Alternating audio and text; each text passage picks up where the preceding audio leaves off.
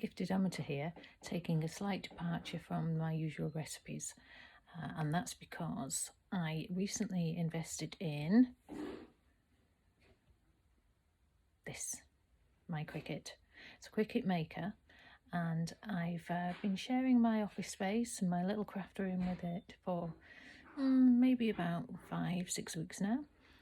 But what I wanted to do was start to share with you my experiences of owning a Cricut and my concerns initially on spending so much money on what I thought might just be an expensive toy taking up space in here.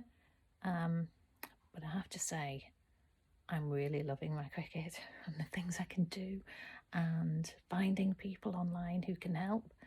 And I want to share all those experiences with you and maybe help you decide whether a Cricut can be of use to you too.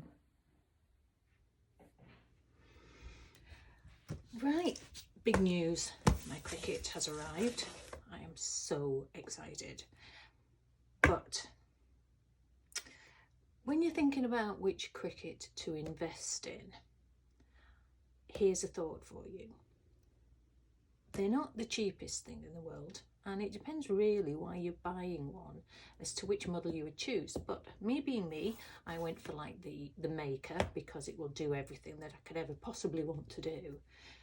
And coming in at £380, which I think is about $366, this is quite an investment to make. So one of the things I wanted to know was what comes in the box and what am I going to have to buy in addition to my Maker to be able to get started. So what I'm going to do is have a quick look inside. The box tells me that I have some things, but looking at the size of the box, I'm pretty sure I don't have one of the most basic things I need, which is a mat. So